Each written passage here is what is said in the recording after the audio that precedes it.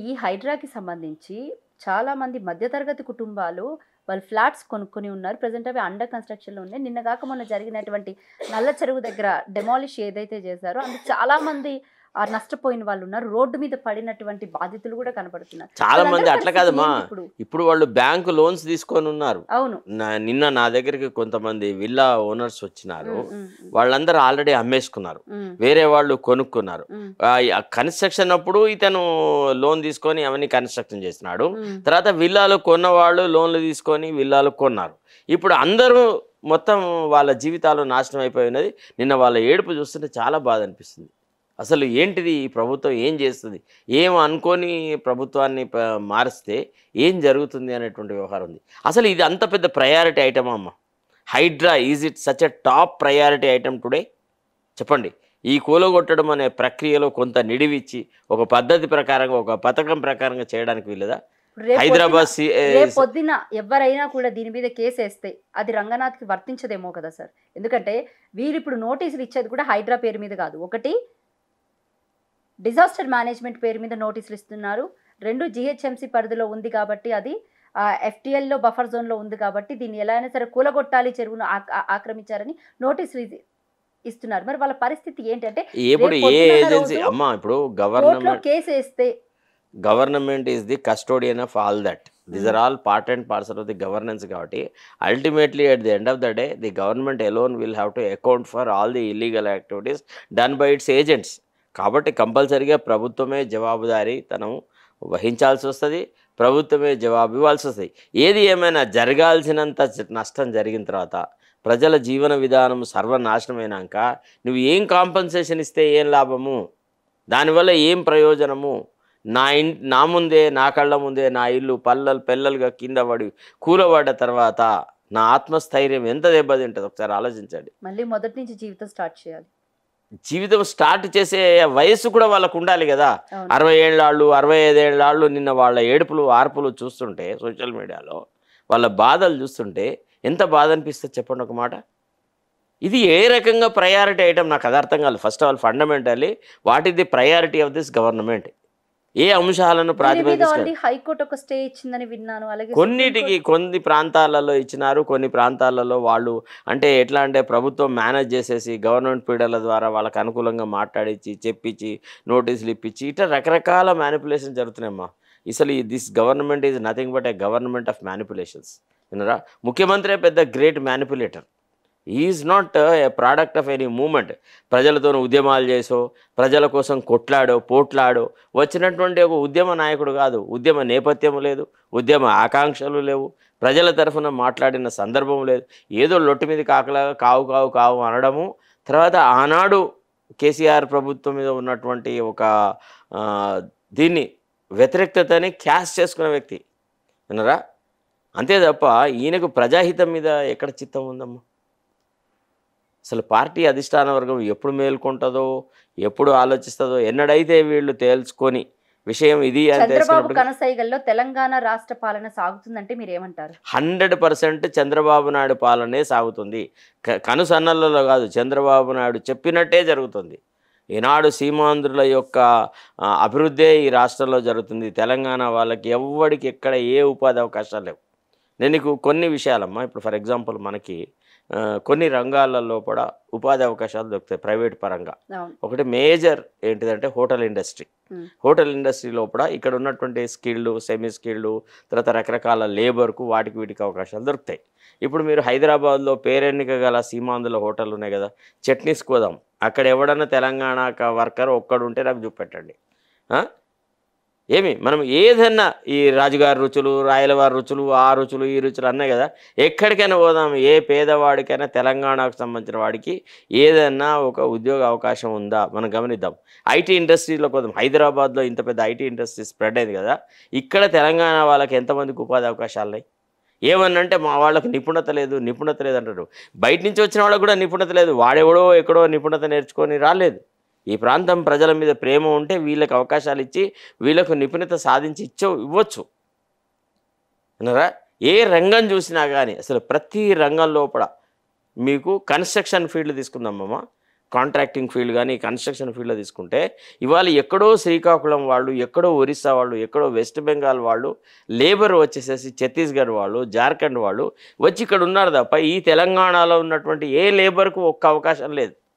ఇక్కడ వాళ్లకు కేవలం అని వైలు షాపులు మాత్రం పెట్టినారు, బెల్ట్ షాపులు పెట్టినారు, తాగిస్తున్నారు, తోలిస్తున్నారు, ఈ పేద ప్రజలను వంచిస్తున్నారు అంతే.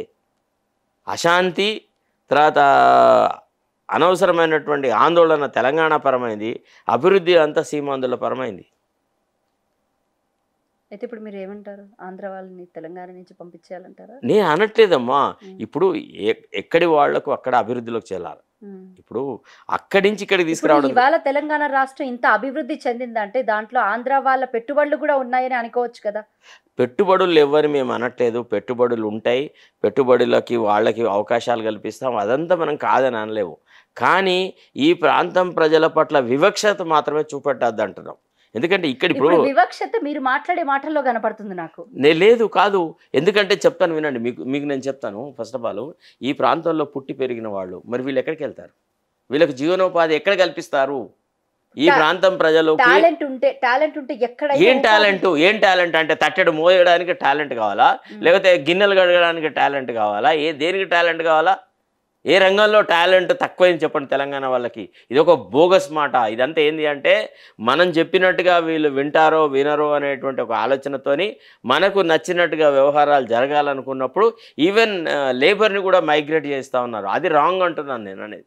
ఇప్పుడు సపోజ్ ఒకళ్ళు ఫర్ ఎగ్జాంపుల్ రేపు ఆంధ్ర డెవలప్ అవుతుంది, అమరావతి డెవలప్ అవుతుంది, మనలో మాట ఇప్పుడు చాలా అవుతున్నది. ఇప్పుడు అమరావతి లోపల లోకల్ ప్రాంతం వాడికి ఎవరికి ఇవ్వకుండా ఇట్లనే జార్ఖండ్ వాళ్ళను లేకపోతే ఛత్తీస్గఢ్ వాళ్ళను ఆంధ్రని తీసుకొచ్చి అక్కడ డంప్ చేసి అక్కడ లోకల్ ప్రజలకు ఉపాధి అవకాశాలు లేకుండా చేస్తే చంద్రబాబు నాయుడు ప్రజలు తిడతారా?